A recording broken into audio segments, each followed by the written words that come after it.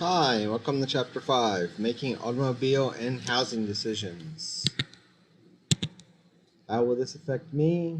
A home is typically the largest single investment you'll ever make, and a car is usually the second largest. I think education would be the second largest, if not the largest, but all intents and purposes, we'll go with this. The decision to buy and finance these assets are important, personal, and complicated.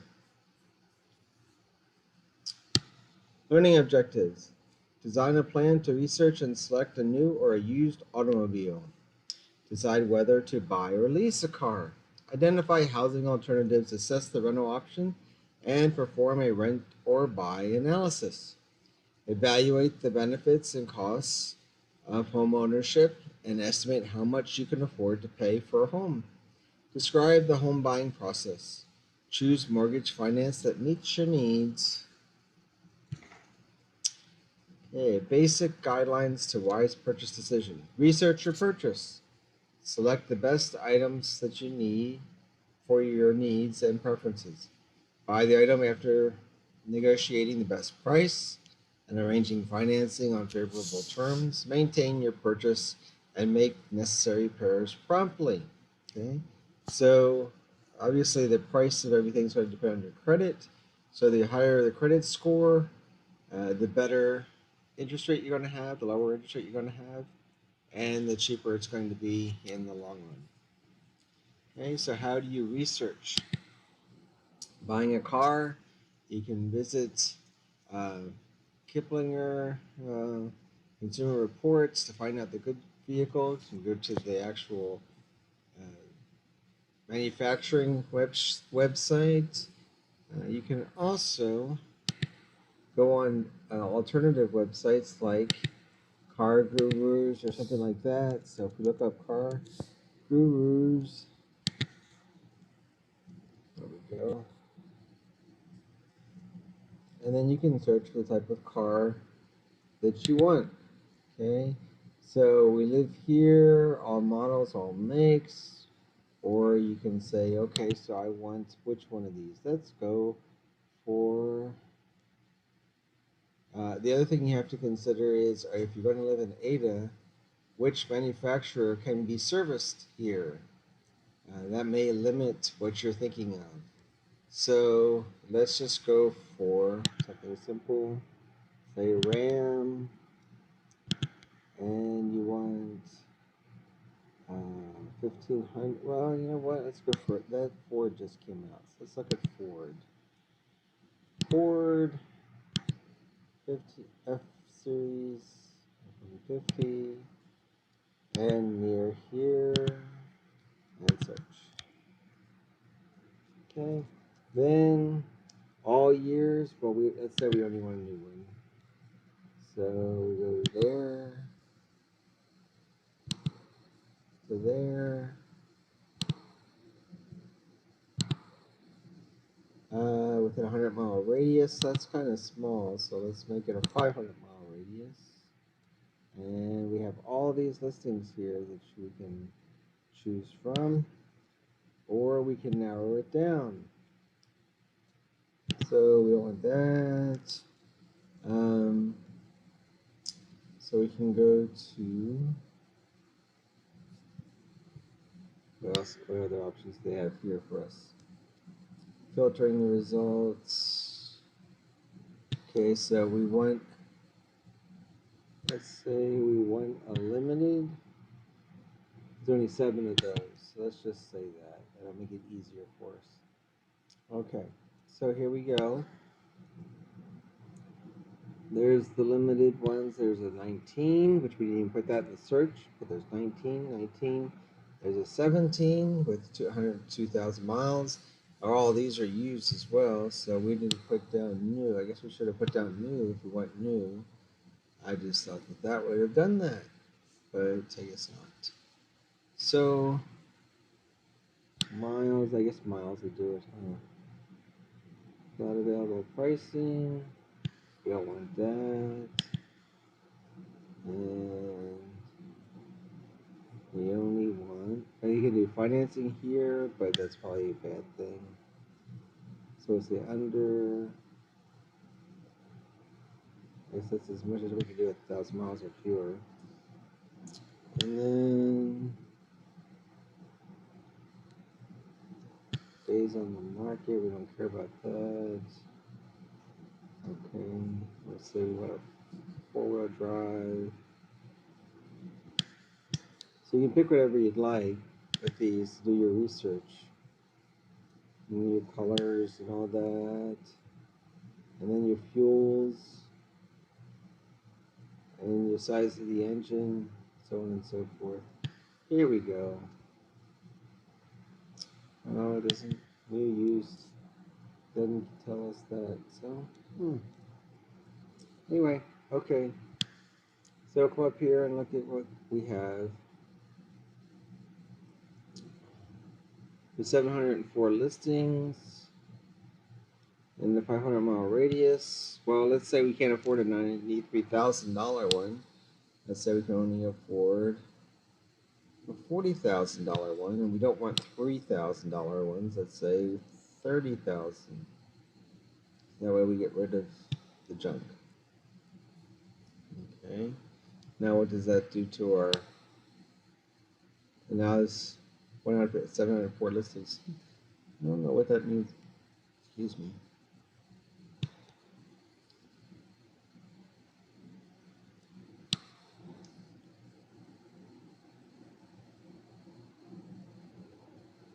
You can do the bed size, colors, engine features. Yeah, everything is like what I wanted. Okie dokie. Oh, we don't want 12 miles to the gallon. About 20 to 23. Hopefully that'll cut it down. Okay, enough time on this. So this is how you can do research for a vehicle. Okay, pick out what you want, and it comes up, and it's not even giving us what we want because I didn't say any of these years. I said only 1920s and 21s, and it's giving us all those years. So there are many flaws with this, but it still does come up with what we want as well. So you can choose from these or go to a different one. There's several out there for cars, for houses. There's several as well. Let's just look at Realtor.com, Ada. New listings in Ada. So you have 249,000 for a 3-bed, 2-bath, 1,200 square foot house. You just want a lot. There's a lot in Chickasaw for 15,000. There's some land for 395,000 in Arlington, Ada area. There's a 339,000 for a 3-bed, 2-bath, 2,800 square foot house. And so you can do the same thing with these and do a search. 2.2 million private island. Yeah, that's pretty nice. You could do that too. Okay, so then that's, again, you would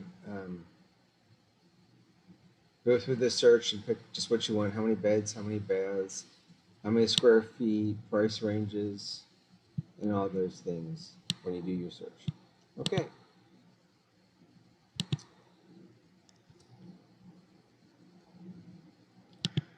So buying a car, select it. Payment should not be more than 20% of your monthly net income. So if you're making $1,000 a month, then your car payment should be more than $200. Okay.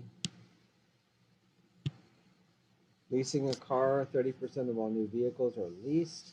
Most leases are closed-end leases. At the end of the lease, simply return the car, and if not abused or over the mileage allowance, no additional costs. Many of the times what you see on television when it says lease this car for $429 a month, new BMW for $499 a month. If you look at that, it'll say the mileage restriction is 7,500 miles a year for 3 years. So if you go over 22,500 miles, after 3 years, you have to pay 50 cents a mile or whatever it is over that. It's usually pretty large amount. So if you're over it by 10,000 miles at 50 cents a mile, that's $5,000 that you'll owe when you turn the car in. Okay, lease terms are typically 2 to 4 years. Leasing is responsible for insuring and maintaining the car. Mileage allowance, yeah, that's anywhere from 7,500 up to 20,000. All depends on what you're looking for. Okay. And then here's what purchase analysis looks like. Going down here, rent or a buy analysis. Now, one of the things that really changed was that tax deduction of $12,000 for a single and $24,000 for a married couple. So that took away a lot of the deductions, including the interest on a home. If you have a house that's $150,000, your payments on it will probably be it's $800-900 a month, and that's principal and interest. And so if the interest is $600 a month for the first couple years, that's only $7,200 for the year. Well, you're well under that 12,000 or 24,000 deduction. So therefore, renting would have the same tax benefits as owning if those are if that's about what you're paying in interest. So if you're only paying $6,000 or $7,000 in interest for a year plus your property taxes, you're still under the $12,000 standard deduction or $24,000 standard deduction for a married couple. So the new tax law really made buying a home less attractive financially than renting, because there's no advantage anymore as far as your taxes are concerned. Computing a mortgage payment, inputs, amount, term, 30-60, rate 6, and then your function, blah, blah, blah. The easiest way to do that, and you already know all this, I'm sure, is you just Google mortgage calculator. And so down here, it's $150,000 house, interest rate 3.92, mortgages, and that's it. And there's your payments, $709 a month. That's it. Okay. And that's how you can figure it out. You go to 200, you're at $946 a month. That's not counting your insurance or your taxes. That's just principal and interest. Okay. Home buying process, research it. Go to your bank or a mortgage broker and figure out the best mortgage that you can get. And then go through houses, like I said, online, realtor.com, Zillow.com, one of those, and find houses that you're interested in and go look at it, research it, put an offer down, go through the inspections. Everything works out, then you go to closing, you close, you buy the house.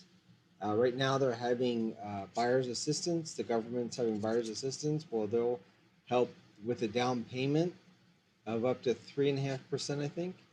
And then you can also ask the seller to pay up to 6 or 7% of the closing costs. So you could buy a home as long as you meet the income requirements for less money than renting pretty easily. If you can, and that's why we have such a shortage of houses right now. So that's the end of chapter 5. Oh, yeah, different types of mortgages too, real quick. And different types of mortgages are fixed rate versus adjustable. With the rate so low right now, you should get the fixed rate. When rates are high, it's usually when people do adjustables. Okay. Also, if you're not going to keep the house for very long, adjustable rate might be good if rates are coming down, because then you can keep getting a cheaper mortgage rate if you only plan on keeping it for 3 or 4 years. But with rates being so cheap right now, you should just get a fixed rate for 30 years and go from there. Okay, see you next chapter.